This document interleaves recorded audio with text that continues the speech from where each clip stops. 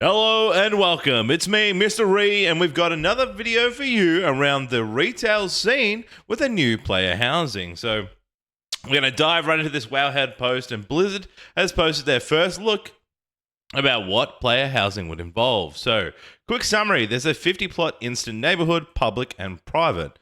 Cool, we're getting little neighborhoods. No requirements, no high purchase costs, no lotteries, no upkeep, no repossession if your sub lapses. Hundreds and hundreds of decoration and customizations via in-game rewards, but some are cash up, and 2 housing zones available at launch, one for the Alliance and one for Horde. Okay, first thoughts here. Cool. Like, player housing is I get to like my own space. I'm gonna invite my friends. I actually prefer the idea straight off the bat that you can purchase, like, if your guild does a lot of, does a lot of content, can have those bigger areas and those better houses. So I know it's no high cost purchases, but I feel like it should be available to everyone, but then also we can grow into it. That's my first thought now. And I like the idea. Also, Horde and Alliance, I'd love to see your thoughts. I mean, I feel like we're so past that, but I guess you get two simple, like, this is the beginning, we can have this kind of design area, this kind of design area, instead of getting like overwhelmed with all the different combinations. Blizzard, the construction of the new housing system Azeroth is underway, and we're taking you behind the scenes to give you an early look at the housing development team has been working on. Watch your step and don't mind to the dust. Hard hats are required. Welcome home, adventurers. We're excited to give off our first look at housing in World of Warcraft and share some of our philosophies and plans for this new feature. First up, we're focusing on our high-level design pillars for housing, as well as taking about a few key areas of housing as we lay the foundation for future discussions. We have lots to cover, so let's jump in. Okay, so already they're talking about pillars, and it gets to fortifying. They're trying to build around, their 3 designs and like trying to stick by that, right?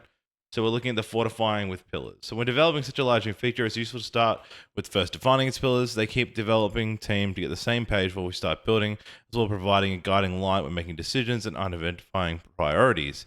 It's important to note that while these pillars are broad in scope by their nature, they aren't all encompassing. Just because something is mentioned in a pillar doesn't mean it's important or isn't part of the feature. Okay, so they're just trying to base it around these 3 pillars. Number 1 is boundless self-expression. Our highest priority is allow players to build a house that shows off their own personal taste or the warbands, acts as a desired backdrop for role-playing, or just allow players to create something in a flight of fancy. The tool set should be easy enough for someone with no 3D experience to be comfortable to use successfully, but it all should be powerful enough for the players can surpass us with their creations or drill down to the tiniest details just right. The gamut of decor options spans not just the culture of Azeroth, but the many expansions of World of Warcraft as well. Okay. Giving so many combinations, I think people like. That's one of the biggest parts of an MO. Like creating your character creation. When you look at Baldur's Gate, when that dropped, the more customization, the better. And I think that's already going to a good start. Like, they need to have that. That's what people like. That's what people want. Okay, they want to feel different. That's why some transmog options. They love that stuff. Deeply social. World of Warcraft is more fun with other players, and housing should be no different. While players can enjoy housing purely on their own, its systems designed to fundamentally level to encourage interacting, playing, progressing with friends, neighborhood guilds, and the wider community in a meaningful way. This interests me more. Okay, like for a player myself, and I hope that people watch my content. Like, we do a lot of M+, we do a lot of raid, we love my eye level go up. This probably will be my downtime when the season is kind of, it's low and we want to put in the content. That's kind of when I'd probably be doing this, and I'd be more encouraged to do it with friends. Okay, it'd be cool if you could collect, I don't know, like, if you could kill these many bosses, you got this cool dragon statue that was collectible. Like, I would like to see more of working together to get rare items to put in my house. That's what I think is cool, right? Like, if I could have a specific, item that I have to work for or find, that's cool. And I mean, I guess that comes to the achievements of C. Sorry, my kitten's all bothering me, but that comes to the idea of that. Why I go for CE, why I go for achievements, that rarity of something is an attraction. I mean, why we collect items. So if you were going to do something social, that'd be something I'd like to see. There could also be places where I guess you could hang out for guild meetups and stuff, but that would be something interesting. Long-lasting journey. Housing is being built as an evergreen addition now to the game with its own roadmap, reaching across multiple patches into the future expansions. Housing something players should expect to finish, but instead continue to look forward to the next housing release, be it in new content and systems. This is a long-term commitment developers offers players rewards along the way.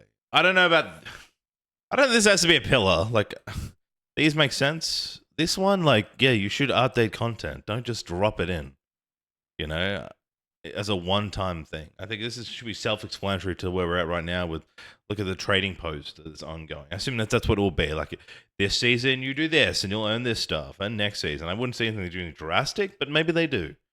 One more important note, even though it's not an explicit pillar, wide adoption is a primary consideration as well. Most players should want a house in Azeroth, and if a player wants a house in Azeroth, they can move a house in Azeroth. Furthermore, housing is definitely to scale with players' interests. If someone wants to spend dozens of hours working on their house, that's great. If they're only interested in coming and going once or twice a month, that's great too. Yeah, flexibility is super important. There's a huge divide in player base. We know that. Yeah, I think that's a good idea. I like the idea to move your house, like, and that should come to. I mean, I'm assuming you just get a Hearthstone. You'll just go to the house, right? Zoning in a home. We've seen a lot of discussion and speculation from where the community on where players will have houses. We decided early on that there'll be 2 housing zones available at launch, one for Alliance and one for Horde, with more possible places live in the future. Yeah, let's start 2. The Alliance zone takes inspiration in the Elven Forest with touches of Westford and Duskwood. The Horde's inspired by Durotar, its coastline, and Ashara. There are 2 main reasons in the decision. 1, having many housing zones conflicts with a second pillar design feature that is deeply social. You have to spread out too thin.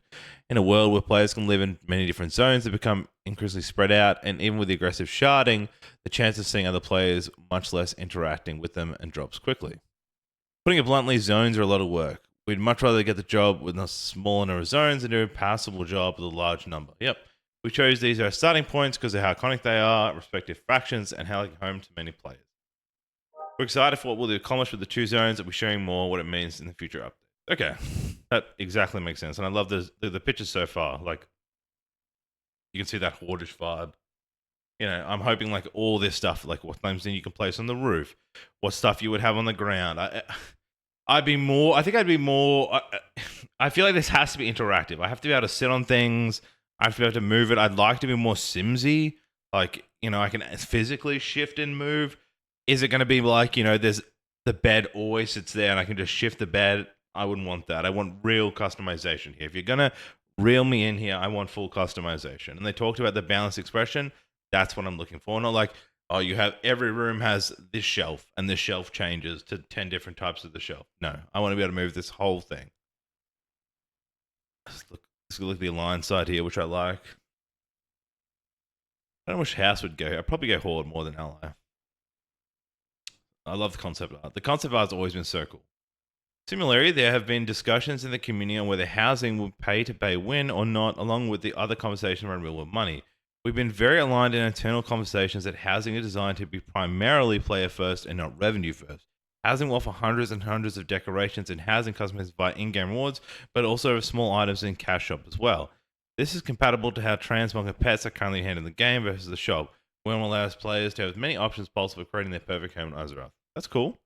I'm interested if they're going to talk about, like I said, I think that idea that it's cool to like own better places. Like, it's cool if a guild can put their money in to get a better place. Like, we're on top of the mountain. We bust our ass for in-game gold. Look at this cool thing. I guess, of course, real money trading kind of ruins that effect, maybe, but I think that's still cool for when you earn it. A home for everyone. As part of our focus on wide adoption, we wanted to ensure the housing is available for everyone. If you want a house, you can buy a house. No exorbitant requirements or high purchase costs, no lotteries, and no onerous upkeep. Yeah, because you don't want to be, if you bought a son's house and you fall off upkeep, you don't lose the house. Your houses are also shared amongst your warband with different characters. That's really cool. And they can see them go as you fit. So your all character can handle the Alliance house. That's awesome. Housing rewards are also shared across your warband. So you'll be able to use your deco collection no matter which character owns it. Great.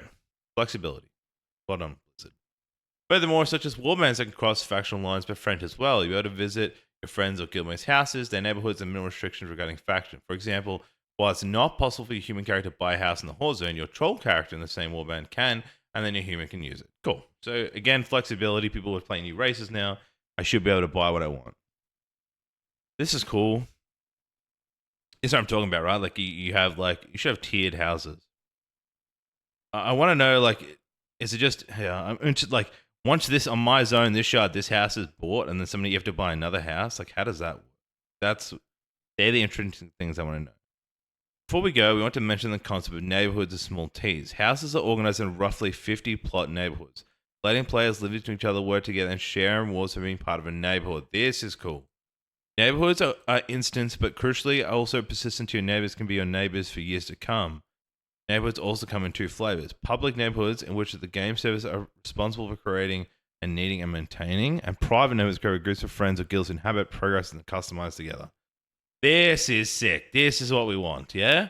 That my guild can get a whole neighborhood, and we just, like, we build that up. That's very cool. Or public, like, you could have both. I'm assuming you could have both? So while an individual can have a house, a community can have a neighborhood. This is sick. So this is what you're singing in my heart, Blizzard. Well done. Well done. This is just an initial look at the blueprint. We've been working for housing. There's a lot more ground to cover and great deals to into, and we look forward to your thoughts and feedback. I mean, this is great. I think, I don't know. When they showed housing, everyone, I think they should be doubling down. I think it's a good idea they're putting these kind of posts out. I would love to see some more videos of the 3D design, more than just like a post, so we can definitely watch what they're doing and what kind of concepts they're thinking.